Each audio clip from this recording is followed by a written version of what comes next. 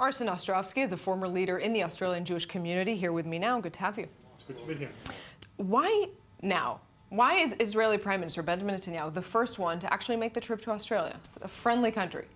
It's been a long time coming, but today it's unquestionable that Australia, certainly under this government, is one of Israel's best friends on the international stage. We saw that after the UN Security Council resolution, where Australia is one of the few nations that actually publicly came out and said they were against that. We have seen Malcolm Turnbull, just now you heard, unequivocally condemning the BDS movement.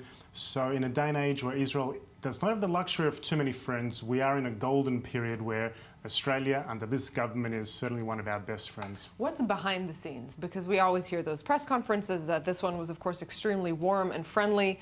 What's at work bringing these countries together behind the words? There's a lot of things happening behind the scenes. We have in Australia one of the strongest Zionist communities in the diaspora who are doing amazing things, supporting Israel at home. There's a lot of bipartisan support within the government. I also have to give a lot of credit to Australia's ambassador to Israel, Dave Sharma, who's doing some incredible things promoting Israel and Australia in this alliance. But one of the key drivers is innovation.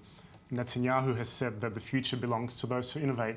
Turnbull understands this, and he in turn said just yesterday, the day before Netanyahu came, in an op-ed he published in The Australian, saying that Israel's culture of innovation is quite the envy of the world. So behind the scenes, that's really driving a lot of it. Let's bring in just one more sort of perspective on Turnbull. A short while ago, we heard from Australian journalist Jonathan Perlman. He weighed in with a bit more insight on Turnbull's policy. Turnbull's position is an interesting one. He is personally a strong supporter of Israel. He represents an electorate with a very large Jewish community. He's very familiar with prominent members of the Jewish community. But I think that Australian leaders have tended for years now to firmly back Israel. There tends to be a broad consensus just within Canberra in terms of supporting Israeli positions, but a slightly more divided view when you go to the broader public.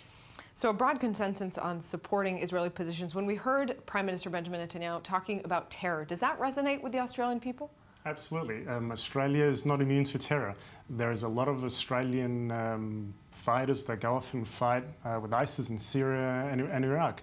Australia, in Sydney, in fact, not far from where Turnbull and Prime Minister Netanyahu held their press conference, there was a terror attack only a few years ago.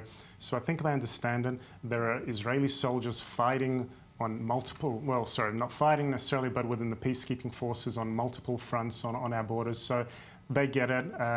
Turnbull certainly gets it, and it's certainly an area of cooperation between them now. Another good, warm diplomatic visit for Netanyahu so far. Indeed. Arsen Ostrovsky, thanks very much for this.